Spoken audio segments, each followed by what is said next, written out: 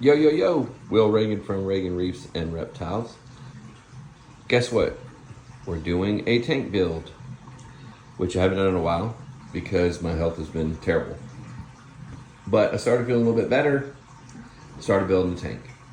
Then I had a terrible car crash. Guy ran through a stoplight and T-boned me, hitting my driver door first. And it tore me up pretty bad. So that kind of slowed it up a little bit. But now, trying to get back on track.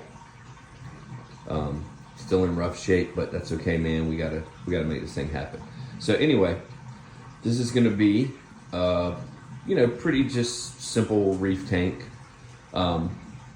We've done mostly shallow lagoons for a long time, but this is gonna be kind of the opposite of that. This will be a cool display. Something that you can view some nice fish, view some corals from the front rather than the top down. And I think it's gonna be cool.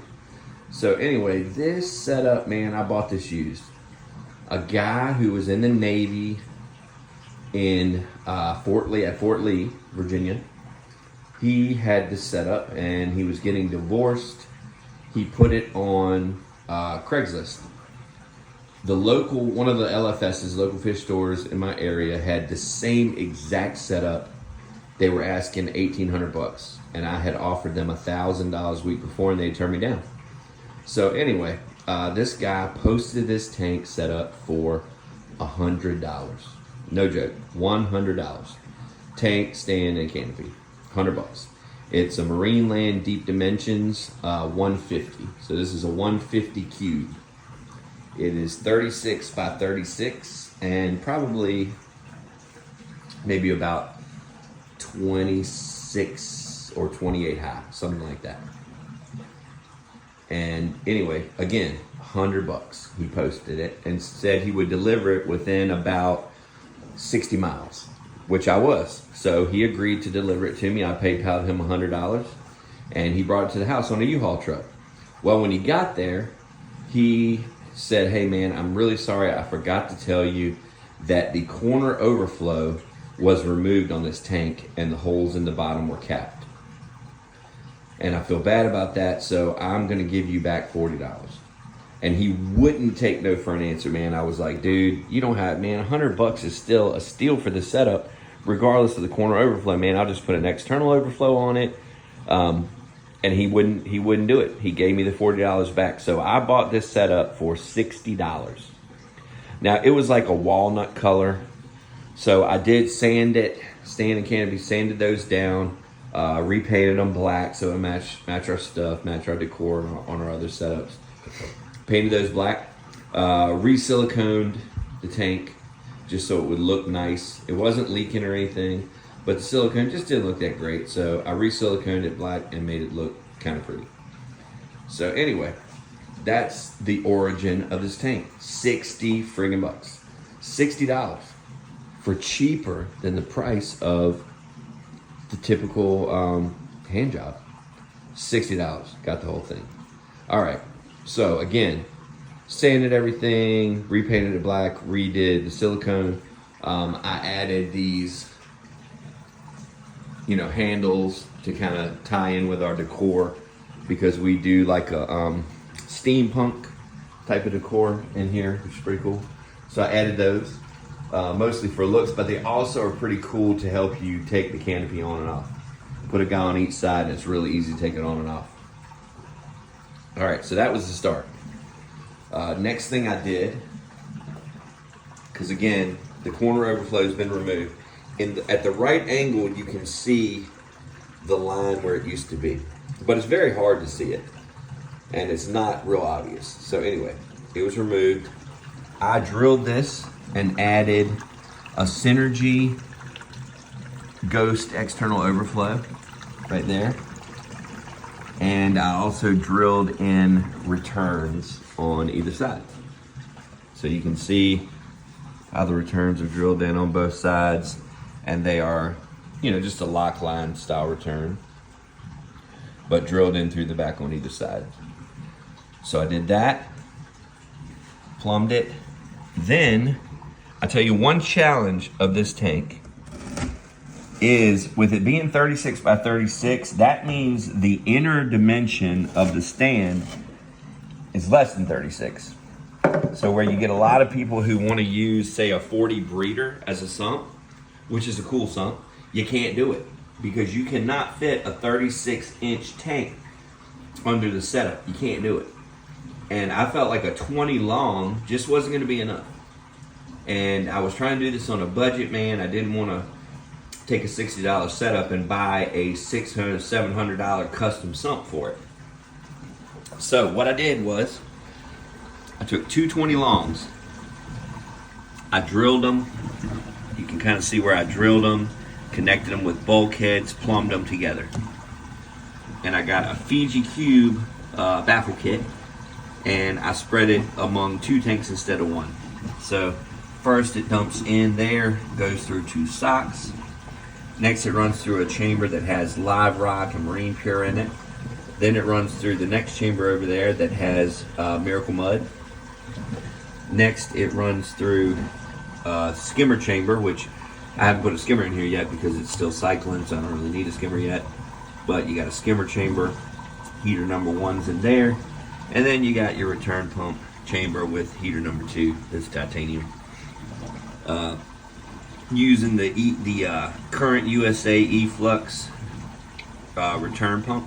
It's a DC pump, does a great job, much cheaper than say an ecotech, but it's a great pump.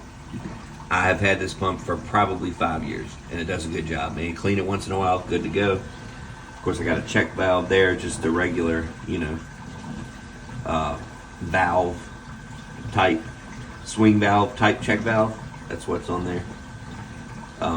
Just because, with drilling the returns through the back, they're a little bit below the level of the water. So they would back siphon quite a bit and possibly overflow this sump. So we got check valve to prevent that. So that's what you got, man. You got plenty of room. I can fit a big skimmer in there. The footprint of the skimmer can be up to 15 by 10 or 15 by 11. That's a big footprint. Really the only thing that's limiting the size of the skimmer is the height that we have to work with, not the footprint. So really, man, there's no need to make this chamber any bigger because a skimmer with a footprint any bigger than that would be way taller. So when I did it, I just used a strong Velcro on the doors instead of hinging them and all that, and it works fine. All right, so that's that. Now, one thing I've tried to do on this build, and I really like to do on all builds, is to be very concise. No wires tangled up and everything labeled. So up there, I've got one of those energy savers, timer strips, the 2 daylight outlets are the T5s. So what we're using for lighting is an Aquatic Life T5 hybrid fixture that has 4 T5s with a space in the center for whatever LEDs you choose. All right, so of course the T5s aren't controllable, so they're just on a timed outlet. And they run for like 12 hours a day. So you'll see labeled, you got front T5s, rear T5s in the day sockets. And then you got heater number 1, and then the Inkbird heater controller. So the titanium heater runs through an Inkbird controller that's down there at the bottom. You see where it's plugged in down there? That's heater number 2. Plugs into there. You can see everything's off the floor. Nothing can get in water if there's any leak. Heater number 2 there runs through the Inkbird controller. And you can see on the power strip where you got heater 1 and the Inkbird controller is there, labeled. At the bottom you got heater 2 running through the Inkbird and it's labeled. And then there you got T5 front and back labeled. And then right there, that is the power center for the pump, the DC return pump, and it's labeled return pump. And that's also attached to the wall so it can't get in the water. And the actual, the DC return pump is actually plugged directly into the wall, not through a strip. That's what we got. Everything's real neat, everything's really easy and labeled. There's nothing that's tangled up. Works well. However simple or complicated a setup is, you need to be organized, in my opinion. Because guess what? Say something malfunctions and you need to unplug it quickly. You don't need to be fumbling around figuring out what plug is what. Easily label them, boom, you're good to go. With nothing being tangled up, I can pull something out if I need to. If a heater goes bad, if the pump malfunctions, whatever, can pull it out. Easy breezy, lemon squeezy. So I think that's important, just to be concise and organized with your plugs, your fixtures, all that good stuff. And again, for lighting, let me open the canopy here. It hinges open. All right, so we'll look from the top here. We've got, again, the T5s. There's 2 in the front, 2 in the back, and I'm running ATI Blue Plus bulbs. There is no LED mounted in the center yet. We don't need it. We don't have anything that requires that much light yet. Probably gonna do an XR30 radion, probably XR30 blue in the middle. And that will easily cover a 24 by 24 footprint. And that's all I'm really gonna need, because any acros we do, any higher light requirement, you know, corals, we can put it up high and in the center. And then around the edges, we can do our zoas and mushrooms, our lower light stuff, and 4 blue pluses is more than enough for those on their own, and they're gonna get some of the LED, of course. And another thing that I did was egg crating in the canopy. That way, man, I don't know what fish we might wanna do in here, dude. We might wanna do an eel, might wanna do a dragon eel, a snowflake, don't know what. We can do an eel, man, and he can't get out. We can do jumpers like wrasses or whatever, and they can't jump out. That's something that's been frustrating on plenty of tanks I've done, that you got open top or whatever, and some of the fish that you want to do are jumpers. And you take a chance sometimes anyway, and you end up picking them up off the floor. That's no fun. Some of the fish are stupidly expensive, and you don't want to kill them. You don't want to kill a cheap fish either. So anyway, canopy closes, and it's pretty. So, you know, I would consider this kind of an old school build, just because it's not shallow, it's not designed for top-down viewing.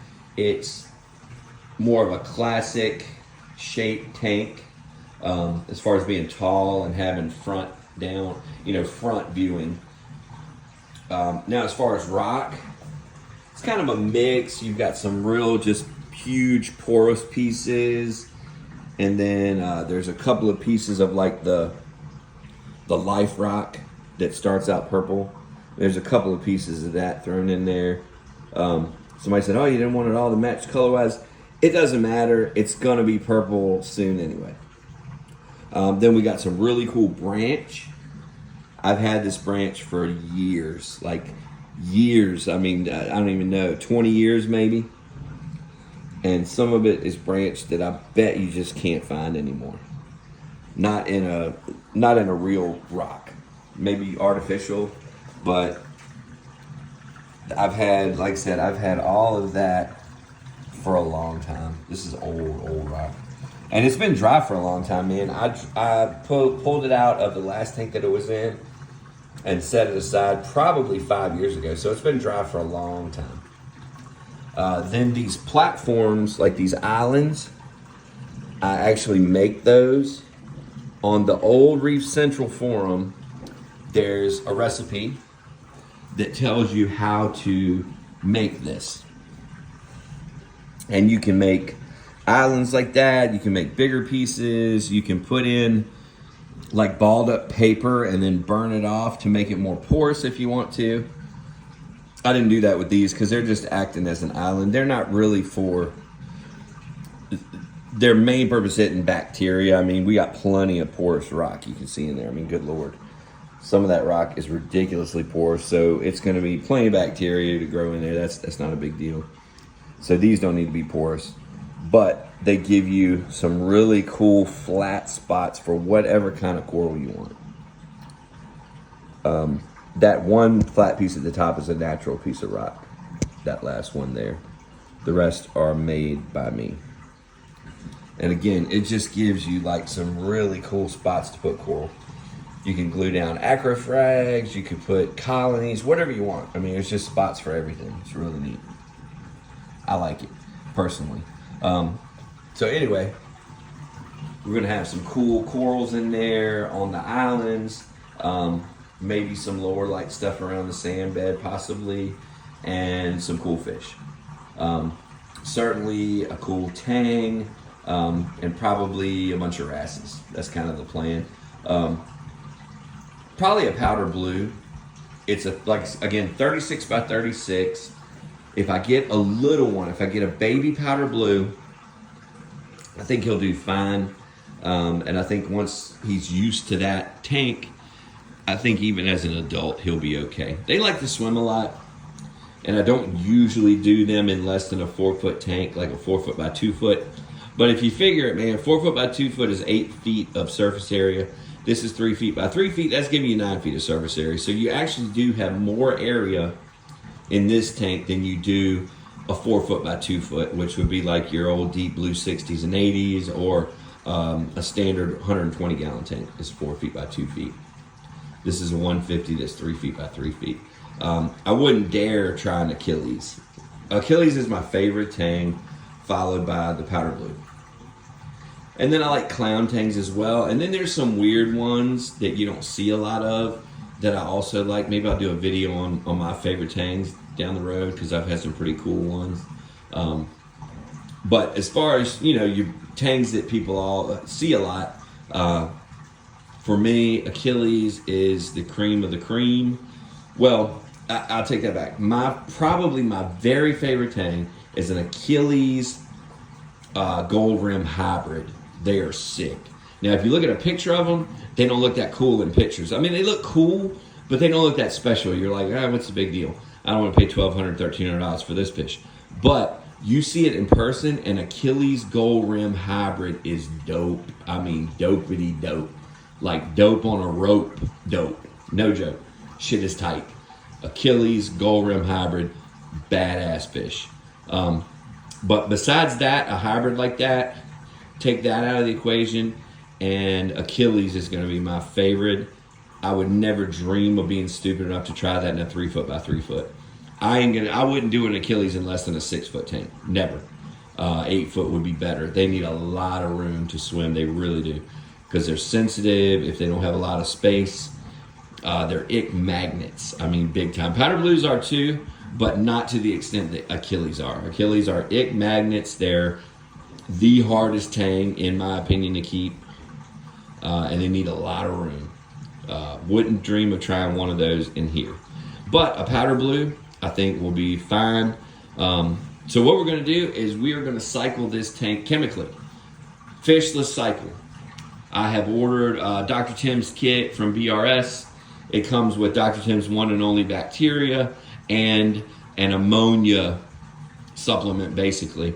So pretty much you're going to dose your bacteria in, and then you're going to put, they tell you how to do it. They give you the number of drops you need to put each day of ammonia in there, and then you test, and you just follow the little instructions, and it tells you exactly what to do, and you can cycle your tank with no fish, and you don't have to wait for like a piece of rotting shrimp to break down or anything. It's pretty cool. So that's what I'm doing with this. I've cycled tanks all kind of ways, man. Dr. Tim's one and only bacteria is really good, and you can use it and almost not have a spike if you put the right amount of waste in at the right time. you can actually get by with almost no spike. I cycled the last cube we did. It was a 60 cube. We cycled that with shrimp, not shrimp like frozen shrimp that you eat, but live shrimps. Like we put in probably 10 cleaner shrimp and a couple peppermint and like a coral banded, and we fed them pretty heavily and used Dr. Tim's one and only, and we cycled that tank that way, and we didn't lose not one shrimp, and we didn't have a spike. The reason I don't really like to use fish, there's a couple reasons. For one, when you're going to do a powder blue, I really, or an Achilles especially, it's great to have no fish in the tank ever. And that way, you don't have to quarantine him in a smaller tank and stress him out by then moving him to the display. I like to do the tang if it's a sensitive tang. Now, if you're going to do a yellow tang, a purple tang, even a black tang or a gem tang or a coal, any of the easier tangs, not such a big deal. But if you're going to do a powder blue or an Achilles especially, it's nice to have him go into a barren tank. Never had a fish in it before, so there's no ick in the tank. I mean, that's really the only way you can be sure. So basically, when we put our powder blue in here, there will have never been a fish ever in this water, and there's no way there's going to be any ick. So if that fish has been quarantined where I order him from, he's been, he's been quarantined. He's probably been kept at 1.015, 1.016 specific gravity, and that kills any parasites he has. Then they quarantine him. I'm going to get him probably from Live Aquarium, maybe off Diver's Den, because they keep them quarantined for a couple of weeks, make sure they're doing well. You pay a little more, sure, but you're guaranteed, or you're much more guarantee of getting a nice fish that's healthy. So anyway, that's what we're doing. We're cycling this with no fishless cycle. First thing going in will be the powder blue. And then once he's really settled and doing well, a little worry with him after he's settled in, then we can start adding our wrasses. And we'll probably do, I like mystery wrasses. I've had those, and they're cool. You'll see them all the time. Probably do a mystery wrasse instead of a 6-line. And then we'll do probably a leopard wrasse or a group of leopard wrasses, maybe some different flash wrasses, something like that. So anyway, that's the plan. This tank will be a beast of a tang and a ton of, excuse me, I think I swallowed a bug. Anyway, powder blue and some really cool wrasses and a bunch of cool coral, man. It's going to be SPS heavy. There'll be acros on all the islands. And then we'll probably do maybe some high-end mushrooms like jawbreakers and OG bounce, and maybe some high-end zoas. Zoa garden with some high-end cool zoas in it on another spot. Maybe even some clams. Who knows? A couple clams, maybe. I like clams a lot. Anyway, that's the plan. It's just going to be a really cool SPS heavy mixed reef with some neat fish, and you'll be able to really, the fish will be showcased because of the height and the viewing area that you have. And again, kind of ridiculous that I bought this entire, the initial setup for $60. 60 flipping flogging dollars, $60. Now I put a bunch of work into it since, refinishing it and making it look pretty. And all the equipment is extra above that, of course. So you got 220 longs, a lot of drilling and work there to make that into a beast of a custom sump. I also drilled the returns, drilled the overflow, all that stuff. So it was a lot of work, but not as much expense. And drilling glass, it's a pain in the butt, but once you do it, it's not that bad. You kind of just let the drill do the work for you. Don't put a lot of extra weight on it or pressure. That's when you get to cracking stuff. You just kind of let the weight of the drill carry it right through the glass. So anyway, inexpensive setup that when it's done is going to be gorgeous, in my opinion. What we have left to put in as far as equipment goes, as far as initial equipment, is a skimmer. Might do a Nios Quantum skimmer, and power heads, Don't know if we're going to do gyres or MP40s. We'll see what happens. Kind of depends on what I find. But one or the other probably. And the LED for the main part of the lighting, which is going to be most likely XR30 radion. Although I think 2 XR15s would be better. Spread them out a little bit. You know, put some distance between the 2 pucks instead of having them together in the center. But that's just not as economical.